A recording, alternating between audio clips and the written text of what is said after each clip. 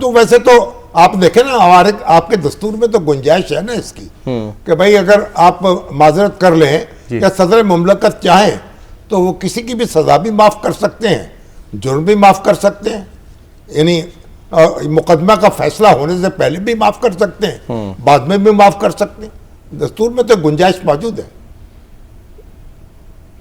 شامی صاحب وہ تو اس سے بڑھ کر اگر ہم بات کریں تو جو اس کیس کے اندر بھی 9 مئی کے کیسز کے اندر بھی جو استغاثہ ہے وہ تو اس میں جو فریق ہے وہ تو ریاست پاکستان ہے، ریاست پاکستان کو ریپرزینٹ جو ہے وہ گورنمنٹ آف دا ڈے کرتی ہے، کورٹس کے اندر جو پروسیکیوشن ہے وہ انہی کی ہے۔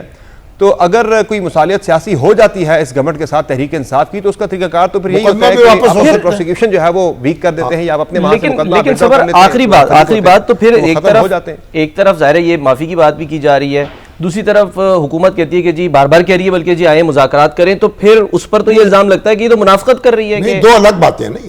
ہاں جی اچھا سمر سے پوچھا انہوں نے، آپ جواب دیں۔ جی دیکھیں بالکل میں شامی صاحب کی بات سے ایگری کرتا ہوں کہ یہ دو مختلف چیزیں ہیں۔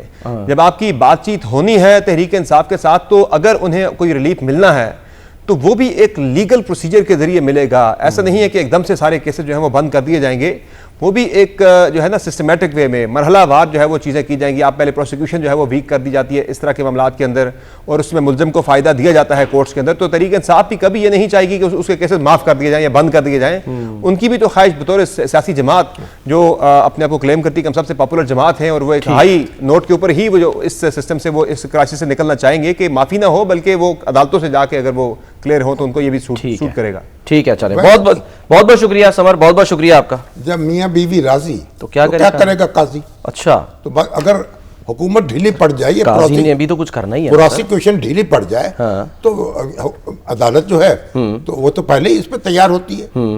اچھا اب دیکھیں نا ایسا ہے کہ میں تو سمجھا تھا کہ اب ملاقات کا دروازہ کھل گیا، اب جنرل خبریں بھی یہی آ رہی تھیں، فیلڈ مارشل عاصم منیر جو ہیں جناب ہم سے میڈیا سے کچھ پرے تھے تو ہم نے کہا چلیے اب بارش کا پہلا خطرہ گرا ہے، اچھا تو پھر اس کے بعد کہ ہمیں بھی کس دن شرف ملاقات حاصل ہو جائے گا۔ اچھا ابھی ان سے تعلق ہے نگاہوں سے نگاہوں تک، کسی دن مسکرائیں گے کسی دن بات بھی ہوگی، لیکن یہ تو لگتا ہے کہ دروازہ بند ہو گیا۔ یعنی پہلی ملاقات آپ کو لگتا ہے سر یہ آخری ملاقات؟ مجھے ایسا لگ رہا ہے۔ اچھا بہرحال یہ ایسا ہوا کہ ہم ایوان صدر میں تھے، اچھا تو ایک تقریب تھی کوئی اوتھ ٹیکنگ کی، اچھا تو اس میں فیلڈ مارشل نہیں بنے تھے، بھی جنرل تھے، عاصم منیر صاحب بھی تشریف فرماتے، اچھا اور کچھ فاصلے پر میں بھی بیٹھا تھا اور حفیظ اللہ نیازی صاحب بھی بیٹھے تھے۔ اچھا تو حفیظ اللہ نیازی صاحب نے مجھے کہا جب اٹھے وہاں سے بھائی ذرا عاصم منیر صاحب سے بھی کچھ سلام علیکم کر لی جائے، سلام لے لیجیے۔ اچھا اب میں نے کہا یار کوئی بس دبڑ گزر میں مجھے تو بڑا حجاب ہے، ٹھیک ہے، حجاب ہوتا ہے کہ یعنی لوگوں کو چیر کے جانا پڑتا ہے، بالکل ٹھیک ہے، بعض اوقات محسوس ہوتا ہے کہ تھوڑی بلو ڈگنیٹی ہے، تو خیر کوشش کر لیتے ہیں دیکھتے ہیں۔ اب اٹھے ہم جب تو ظاہر ہے کہ ہجوم ایک دم ادھر آ گیا، اچھا تو جنرل صاحب کی نظر ہمارے اوپر پڑ گئی، اچھا تو انہوں نے مطلب ہے کہ توجہ کر لی، اچھا تو تھوڑا ہجوم چھٹ گیا، تو اس کے بعد السلام علیکم وعلیکم السلام ہوئی۔ اچھا تو انہوں نے کہا بھئی آپ بس امید کا چراغ جو ہے نا وہ جلائیں، امید جو ہے قوم کے اندر بس اس کا چراغ جلائیں اور امید انشاءاللہ باقی رہنی چاہیے، ہم اپنی مشکلات پہ قابو پائیں گے۔ تو ہم نے کہا یہ تو بات آپ کی درست ہے، ذرا کچھ تھوڑی سی اطمینان سے بات کر لی جائے، کسی سارے میڈیا والے جو ہیں اکٹھے ہو جائیں، اچھا تو میڈیا والے بیٹھے ہیں تو ذرا اچھی طرح گفتگو کر لی جائے اس پہ۔ انہوں نے کہا بھائی بڑا ڈر لگتا ہے آپ سے میڈیا والوں سے، مطلب یہ ہے کہ کوئی بات کہیں گے کوئی کیا سے کیا ہو جائے گی، مس کوٹ نہ تو بہرحال تو وہ نہیں مس کوٹ نہ بھی ہو تو ایک ایک بات کے دو چار پانچ مطلب تو نکالے جا سکتے ہیں نا، بالکل تو وہ یہ تو گفتگو بھی تو شعروں کی طرح ہوتی ہے نا۔ تو بہرحال انہوں نے پھر اس کے بعد وہ برق رفتاری سے وہ باہر چلے گئے، اور اس دفعہ بھی جب ہم 14 اگست پہ گئے تو اس وقت وہ اپنی سیٹ سے اٹھے، بلکہ وزیر اعظم بھی صدر بھی ایک بالکل دوسرے کمرے میں چلے گئے، وہیں سے رخصت ہو گئے، تو لوگوں سے تو ملے نہیں اس طریقے سے۔ تمہارا یہ جو انٹرویو کا معاملہ ہے نا بڑا دلچسپ بات ہے۔ سر میں اگر مجھے اجازت دیں ایک بریک لے لوں، یہ واقعہ سنوں گا لیکن یہ بریک لے کے بریک کے بعد ہم واپس آتے ہیں، ناظرین ہمارے ساتھ رہیے۔ شامی صاحب ہم نے ویسے کوشش تو کی تھی کہ سہیل صاحب آ جائیں، لیکن وہ برسلز سہیل میں صاحب ہیں تو بیرون ملک ہیں ہاں اور یورپ میں گھوم رہے ہیں، یہاں پر کالم لکھنے کے بعد سوچ سمجھ کے وہ اپنا موقف بیان کر دیں گے.